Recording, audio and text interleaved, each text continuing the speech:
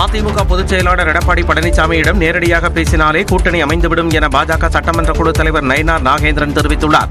நெல்லையில் செய்தியாளர்களிடம் பேசிய அவர், ரெய்டு நடத்தி கூட்டணி அமைக்க வேண்டிய அவசியம் இல்லை என்றார். கூட்டணி குறித்து மதிப்புக்குரிய அண்ணன் EPS அவர்கள்ட்ட நாங்கள் நேரடியாக பேசினாலே கூட்டணி வரும். ரைடு நடக்கிறதுக்கு இதுக்கும் சம்பந்தம் இல்லை. ரைடு அவர் வீட்டில் மட்டும் நடக்கலையே, எல்லார் வீட்டிலும்.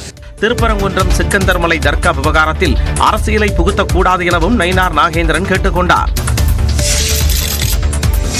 அதிமுக யாரை கண்டும் அஞ்சாது என்றும் ஜனநாயக அடிப்படையில் கூட்டணி அமைக்கும் என்றும் அதிமுக துணை பொதுச் செயலாளர் KP முனுசாமி கூறியுள்ளார். அதிமுகவை மிரட்ட தேவையில்லை, பேசினாலே கூட்டணி அமையும் என்று நயினார் நாகேந்திரன் பேசிய நிலையில் KP முனுசாமி பதிலடி கொடுத்துள்ளார். அவர் ஏற்கனவே அதிமுகவில் பலனடைந்தவர், பல்வேறு பொறுப்புகளை வைத்தவர், ஏன் அமைச்சராக கூட இருந்தவர். அப்படி இருந்த அவர் அதிமுகவை பற்றி நன்கு தெரிந்தவர். அதிமுக என்ற அந்த மாபெரும் இயக்கம் யாரை கண்டும் பயப்படாது, அஞ்சாது, இது போன்ற மிரட்டலுக்கெல்லாம் பணியாது. நயினார் நாகேந்திரனின் பேச்சு பாஜகவின் நிலைப்பாடா, தனிப்பட்ட கருத்தா என்று அதிமுக முன்னாள் அமைச்சர் கடம்பூர் ராஜு கேள்வி எழுப்பியுள்ளார். நயினார் நாகேந்திரன் கருத்து அவருடைய கருத்தா, பாஜகவுடைய கருத்து என்பது எங்களுக்கு தெரியாது. இன்றைக்கு அந்த நிலைப்பாட்டிலே நிறைய கட்சிகளுடைய எண்ணம் இனிமேல் திமுகவுக்கு மாற்று என்றால் அதிமுக தான். இந்த விடியாட்சியை வீட்டுக்கு அனுப்ப மக்கள் தயாராகி விட்டார்கள். தேர்தல் நெருங்க பாஜக மட்டுமல்ல, திமுக கூட்டணியில் இருப்பவர்களும் அதிமுகவிற்கு வருவார்கள் என்று கடம்பூர் ராஜு கூறினார். அரிட்டாப்பட்டியில் டங்ஸ்டன் சுரங்கம் அமைப்பதற்கான ஏலத்தை நிரந்தரமாக ரத்து செய்து மத்திய அரசு உத்தரவிட்டுள்ளது. மதுரை மாவட்டம் மேலூர் அடுத்த அரிட்டாப்பட்டி பகுதியில் டங்ஸ்டன் சுரங்கம் அமைக்க எதிர்ப்பு தெரிவித்து அரிட்டாப்பட்டி, நாயக்கர்பட்டி மற்றும் அதனை சுற்றியுள்ள கிராம மக்கள் தொடர் போராட்டத்தில் ஈடுபட்டனர். இந்நிலையில் தமிழ்நாடு பாஜக தலைவர் அண்ணாமலை தலைமையில் போராட்டக்குழு மத்திய கனிமவளத்துறை அமைச்சர் கிஷன் ரெட்டியை 22ஆம் தேதி சந்தித்து திட்டத்தை ரத்து செய்ய கோரிக்கை விடுத்தது. இந்நிலையில் கிராம மக்கள் கோரிக்கையை ஏற்று அரிட்டாப்பட்டியில் டங்ஸ்டன் சுரங்கம் தோண்ட விடப்பட்ட ஏலத்தை ரத்து செய்து மத்திய அமைச்சர் கிஷன் ரெட்டி அறிவித்துள்ளார். இது தொடர்பாக வெளியிட்டுள்ள அறிக்கையில், விவசாயிகள் உடனான விரிவான ஆலோசனைக்கு பிறகு பல்லுயிர் பாரம்பரிய தளத்தின் முக்கியத்துவத்தை பாதுகாக்கும் வகையில் இந்த திட்டம் கைவிடப்படுவதாக கூறப்பட்டுள்ளது. மேலும் பாரம்பரிய உரிமைகளை பாதுகாப்பதில் பிரதமர் நரேந்திர மோடி தலைமையிலான அரசு உறுதியாக இருப்பதாக அறிக்கையில் தெரிவிக்கப்பட்டுள்ளது. மக்களின் உணர்வுக்கும் மாநில அரசின் உறுதிக்கும் மத்திய அரசு பணிந்து டங்ஸ்டன் சுரங்க ஏலத்தை கைவிட்டிருப்பதாக முதலமைச்சர் மு க ஸ்டாலின் தெரிவித்துள்ளார். இது தொடர்பாக எக்ஸ் பக்கத்தில் பதிவிட்டுள்ள அவர், இனி மாநில அரசின் இசைவு பெறாமல் இத்தகைய சுரங்க ஏல அறிவிப்புகளை மத்திய அரசு வெளியிடக்கூடாது எனவும், மாநில உரிமைகளுக்கு எதிரான சட்டங்களுக்கு அதிமுகவும் துணை போகக்கூடாது என்றும் குறிப்பிட்டுள்ளார். மதுரை டங்ஸ்டன் சுரங்கம் அமைப்பதற்கான ஏலத்தை மத்திய அரசு ரத்து செய்ததற்கு அதிமுக பொதுச் செயலாளர் எடப்பாடி பழனிசாமி வரவேற்பு தெரிவித்துள்ளார். இது மேலூர் பொதுமக்களின் தொடர் போராட்டத்திற்கு அதிமுக மேற்கொண்ட முன்னெடுப்புகளுக்கும் கிடைத்த மாபெரும் வெற்றி என்றும் எடப்பாடி பழனிசாமி குறிப்பிட்டுள்ளார்.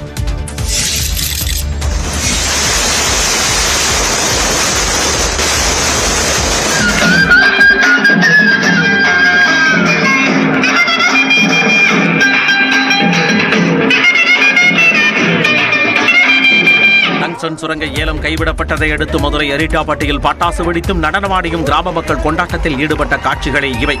பலர் இனிப்புகள் வழங்கியும் தங்களது உற்சாகத்தை வெளிப்படுத்தினர்.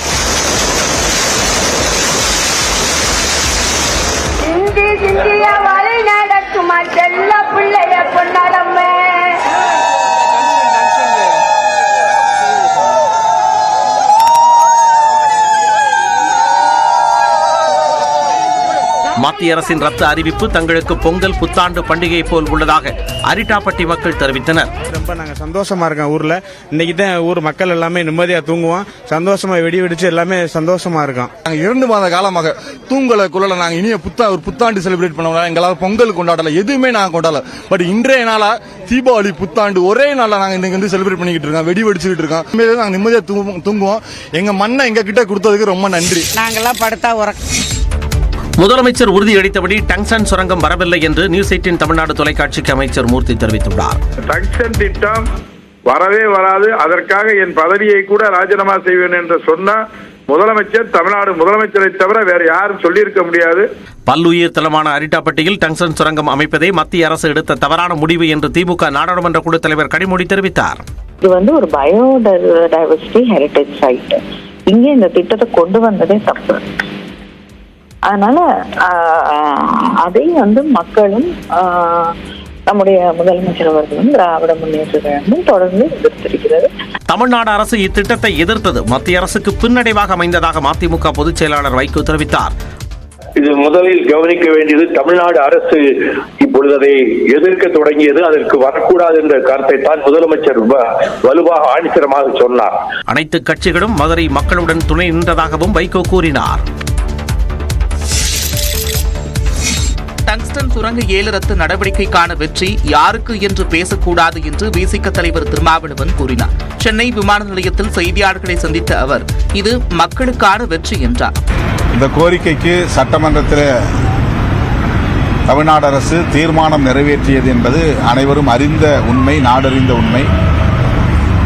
எனவே இதை விவாத பொருளாக ஆக்க வேண்டிய தேவையில்லை. ஒட்டுமொத்தத்தில் மக்களுக்கு கிடைத்த வெற்றி. கோவையில் செய்தியாளர்களை சந்தித்த தமிழக பாஜக தலைவர் அண்ணாமலை பிரதமர் மோடிக்கு நன்றி தெரிவித்தார். அந்த பகுதி சமணர் படுகை, பெரியார் பாசனம், ஒருபோக விவசாயம், அதெல்லாம் தாண்டி ஆண்டாண்டு காலமாக விவசாயம் மூலமாக வாழ்வாதாரத்தில் இருக்கக்கூடிய பொதுமக்கள், அவர்களுக்காக அந்த திட்டத்தை கொண்டு வர வேண்டும் என்று சொல்லி, இது உங்களுக்கு தெரியும், இந்திய அரசு சார்பாக ஒரு திட்டத்தை முழுவதுமாக ரத்து செய்வது எவ்வளவு கடினம் என்பது உங்களுக்கு தெரியும். காங்கிரஸ் ஆட்சியும் பார்த்திருக்கிறோம், பாரதிய ஜனதா கட்சியும் பார்த்திருக்கோம். இன்னைக்கு பிரதமர் அவர்கள் செய்திருக்கின்றார்கள் என்றால் பெரிய நன்றி அவருக்கு தெரிவிக்கின்றோம். இந்த நேரத்தில் மக்களின் கோரிக்கைகளுக்கு பிரதமர் மோடி செவிசாய்த்திருப்பதாகவும் அண்ணாமலை கூறினார். மதுரை டங்ஸ்டன் சுரங்க திட்டம் ரத்து செய்யப்பட்டதற்கு அரசியல் கட்சி தலைவர்கள் வரவேற்பு தெரிவித்துள்ளனர். இது தொடர்பாக எக்ஸ் பக்கத்தில் பதிவிட்டுள்ள தமிழ்நாடு காங்கிரஸ் கமிட்டியின் தலைவர் செல்வ பிறந்தகை, அரிட்டாப்பட்டி மற்றும் அதன் சுற்றுவட்டார பகுதிகளில் உள்ள மக்களின் உறுதியான போராட்டமும் தமிழ்நாடு சட்டமன்றத்தில் இயற்றிய தனி தீர்மானமும் மத்திய பாஜக அரசின் முயற்சிகளை தவிடுபொடியாக்கியிருப்பதாக தெரிவித்துள்ளார். அதேபோல பாமக தலைவர் அன்புமணி ராமதாஸ் அரிட்டாப்பட்டியை பல்லுயிர் பாதுகாப்பு மண்டலமாக தமிழ்நாடு அரசு அறிவிக்க வேண்டும் என்று வலியுறுத்தியுள்ளார்.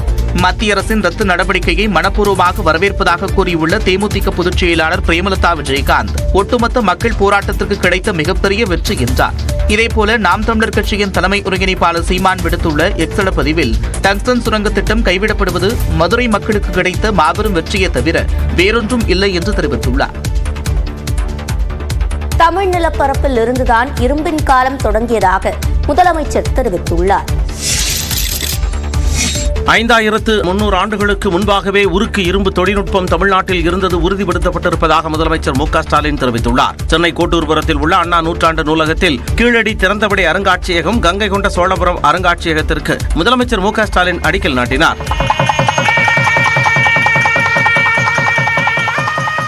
பின்னர் இரும்பின் தொன்மை என்ற நூலை வெளியிட்ட முதலமைச்சர் மு.க.ஸ்டாலின் தமிழ் நிலப்பரப்பில் இருந்துதான் இரும்பின் தொன்மை தொடங்கியதை உலகிற்கு அறிவிப்பதாக கூறினார். இந்திய நாட்டுக்கு மட்டுமல்ல, உலகுக்கே மறுபடியும் சொல்றேன், தமிழ் நிலப்பரப்பில் இருந்துதான் இரும்பின் காலம் தொடங்குச்சு என்ற மாபெரும் மானுடவியல் ஆய்வு பிரகடனத்தை இந்த நிகழ்ச்சியின் வாயிலாக அறிவிக்கிறேன். புனே, அகமதாபாத் மற்றும் அமெரிக்காவில் உள்ள ஆய்வகங்களுக்கு அனுப்பப்பட்ட மாதிரிகளின் பகுப்பாய்வு முடிவுகள் ஒத்திசைந்திருப்பதாகவும் முதலமைச்சர் கூறினார். தென்னிந்தியாவில், குறிப்பா தமிழ்நாட்டில் 5300 ஆண்டுகளுக்கு முன்னாடி இரும்பு அறிமுகமாயிருக்கும்னு உறுதியா சொல்லலாம். இது ஆய்வு முடிவுகளாகவே நான் அறிவிக்கிறேன். இத்தகைய சிறப்பு வாய்ந்த தமிழினத்தின் தொன்மையை தனது ஆட்சி காலத்தில் உலகம் ஏற்றுக்கொண்டது பெருமை அளிப்பதாகவும் மு.க.ஸ்டாலின் குறிப்பிட்டார். இந்திய வரலாறு இனி தமிழ் நிலத்தில் இருந்துதான் எழுதப்பட வேண்டும் என்று முதலமைச்சர் மு.க.ஸ்டாலின் கூறியுள்ளார். சென்னை கோட்டூர்புரத்தில் இரும்பின் தொன்மை நூல் வெளியீட்டு விழாவில் பேசிய அவர் தமிழ்நாட்டின் தொன்மையை தொல்லியல் துறையின் ஆய்வுகள் தொடர்ந்து மெய்ப்பித்து வருவதாக தெரிவித்தார். இலக்கிய புனைவாகவோ அரசியலுக்காகவோ இதனை சொல்லவில்லை என்றும் முதலமைச்சர் குறிப்பிட்டார். இப்போ கிடைச்சிருக்க கதிரியக்க கால கணக்கீடுகள் மற்றும் OSL பகுப்பாய்வு கால கணக்கீடுகள் அடிப்படையில் கிமு 3345 தென்னிந்தியாவில் இரும்பு அறிமுகமாயிடுச்சுன்னு தெரிய வருது. அதற்கான ஆய்வு முடிவுகள் இதோ. இந்தியாவோட வரலாறு இனி தமிழ் நிலத்திலிருந்து தான் எழுதப்படணும்னு நான் தொடர்ந்து சொல்லிட்டு வரேன். தமிழ்நாடு தொல்லியல் துறை வெளியிட்டுள்ள இரும்பின் தொன்மை புத்தகத்தை தொல்லியல் துறையைச் சேர்ந்த கே. ராஜன், ஆர். சிவானந்தம் ஆகியோர் தொகுத்துள்ளனர். இது தொடர்பாக தனது எக்ஸ் பக்கத்தில் பதிவிட்டுள்ள ராகுல் காந்தி இந்தியாவின் பெருமைகளுக்கு தமிழகம் முக்கிய பங்காற்றுவதாக பெருமிதம் தெரிவித்துள்ளார். இதேபோல பதிவிட்டுள்ள முதலமைச்சர் மு.க.ஸ்டாலின் இரும்பின் அறிமுகம் மனித நாகரிகத்தின் மிக முக்கிய தொழில்நுட்பம் என்று குறிப்பிட்டுள்ளார்.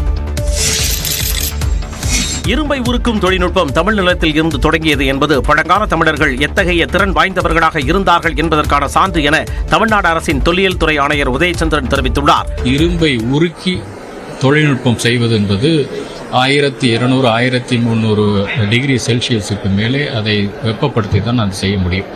அந்த அளவிற்கான தொழில்நுட்பத்தை தமிழர்கள் பெற்றிருந்தார்களா என்ற கேள்வியை முன்வைத்து செய்யப்பட்ட தொடர் ஆராய்ச்சிகளின் விளைவு இன்று தமிழ்நாடு அரசு தற்போது வெளிக்கொண்டு வந்துள்ள கண்டுபிடிப்பு தமிழ்நாட்டில் தொழில்நுட்பம் சார்ந்த கலாச்சாரம் இருந்ததை பறைசாற்றுவதாக இந்திய தொல்லியல் துறையின் முன்னாள் தலைமை இயக்குனர் ராகேஷ் திவாரி தெரிவித்துள்ளார். Now the focus of Tamil Nadu government and the archaeologists involved in this part of the country are showing that a technological based advanced culture was here in Tamil Nadu. தமிழக தொல்லியல் துறையினருக்கு பலரும் பாராட்டுகள் தெரிவித்தனர்.